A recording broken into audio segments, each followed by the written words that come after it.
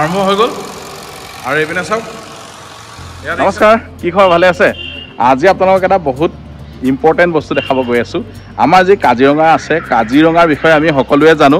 আজি কাজিৰঙাত আচলতে প্ৰথম এখন ডকুমেণ্টাৰী বনিছিল 1950 চনৰ পিছত। সেইটো সময়ৰ যি ডকুমেণ্টাৰী দেখুৱাবৰ কাৰণে যি প্ৰজেক্টৰ ব্যৱহাৰ হৈছিল, সেই পিছতে আচলতে সেই বস্তুখিনি তেওঁলোকে মানে সংগ্ৰহ কৰিছিল।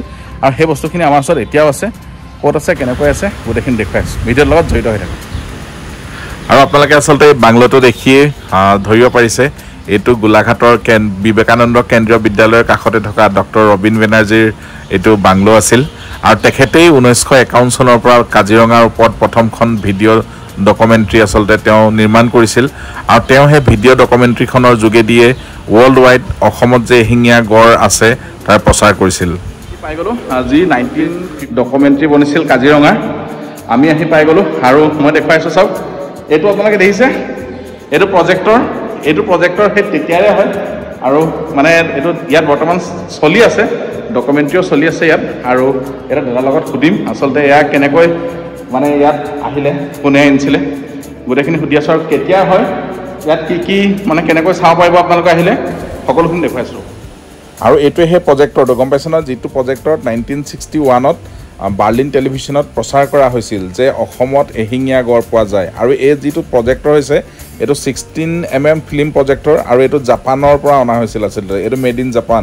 আৰু কিনাৰতে থৈ দিয়া আছে, দেখিছে নহয়, এইটো ইটালীৰ পৰা আনিছিলে। এইটো এটা প্ৰজেক্টৰ। আৰু এইটো ষ্টিল ফটোগ্ৰাফী, মানে শ্লাইড যেনেকৈ দেখুৱায় তেনেকৈ। 1961ত এই মেচিনটো দি মানে বাৰ্লিনত প্ৰদৰ্শিত হৈছিলে, নহয় জানো? কাজিৰঙাৰ ওপৰত প্ৰথমখন ছবি বুলি ক'ব পাৰি, মানে ডকুমেণ্টাৰী মানে। অ'কে, তাত মানে আৰু কি হৈছিলে সেইটো সময়ত? তেতিয়া মানে ধৰক আমাৰ যিটো কাজিৰঙা, হয়, এশিঙীয়া গড়, হয়, পৃথিৱীৰ 100জনৰ ভিতৰত 10জনহে জানিছিলে। হয়, হয়। আৰু তেতিয়া কি হ'ল, ডক্টৰ বেনাৰ্জী যেতিয়া এই ফেষ্টিভেলত কাজিৰঙাটো বাৰ্লিন টেলিভিশ্যনত দেখালে, হয়, তেতিয়া প্ৰায় 80 মানুহ জানিব ধৰিছে যে ওৱান হৰ্ণ ৰাইনো আমাৰ কাজিৰঙাত পোৱা যায়। অ'কে, তেতিয়া মানে এইটো বাৰ্লিনত দেখুৱাইছিলে তেতিয়া, নহয় জানো? Berlin television. অ'কে, আৰু এইবোৰ মানে তেতিয়াৰ ৰিল চিলবোৰ পুৰণাই নেকি? পুৰণা। এইবোৰ যি দেখিছোঁ ইয়াত চব পুৰণা। এইবোৰ চব কোডাক হয়, কোডাক ৰিল হয়। সেইকাৰণে অলপ বেয়া হৈছে, চলি আছে বস্তু। এইবোৰ চব তেতিয়াৰে হয়, 1961ৰ এইবোৰ কোডাক যি ফিল্ম, মানে সেইবোৰ তেতিয়াৰে হয়। আৰু দেখিছে নহয় এইবোৰ। আৰু এটা কথা সুধোঁ লগতে, যিটো এই প্ৰজেক্টৰ হয়, এই প্ৰজেক্টৰটো চলি আছে নে এতিয়াও?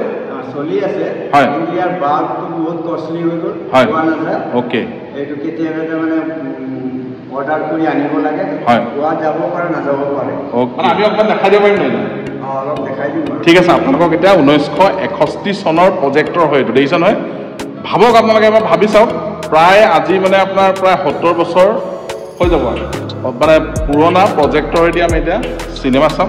আপোনালোকক দেখাই আছোঁ, চাই থাকক। আৰু এয়া চাওক, আৰম্ভ হৈ গ'ল আৰু এইপিনে চাওক, এয়া দেখিছে নহয়, ইমান পুৰণা, দেখিছে? চাওক, তেতিয়া দিনৰ, আজি 70 বছৰ আগৰ এইবোৰ, দেখিছে নহয় আপোনালোকে?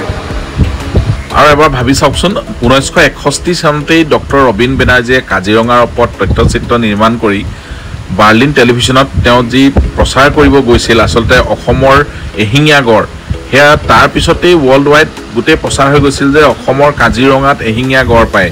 আৰু তেতিয়াই আচলতে আমি ভাবিব লাগিব যে অসমৰ টুৰিজিমৰ ক্ষেত্ৰখনত তেওঁ ডেভেলপ কৰিবলৈ বহুতো চেষ্টা কৰিছিল। আৰু আচলতে তাৰ পিছতেই দেশ বিদেশৰ বহুতো পৰ্যটক কাজিৰঙালৈ আহিছিলে। ইমান পুৰণা বস্তু আচলতে 1962-61 চনত যি প্ৰচাৰিত হৈছিলে বাৰ্লিনত, সেয়া আজি আমি এতিয়াও দেখা পালোঁ আহি আমাৰ গোলাঘাটত।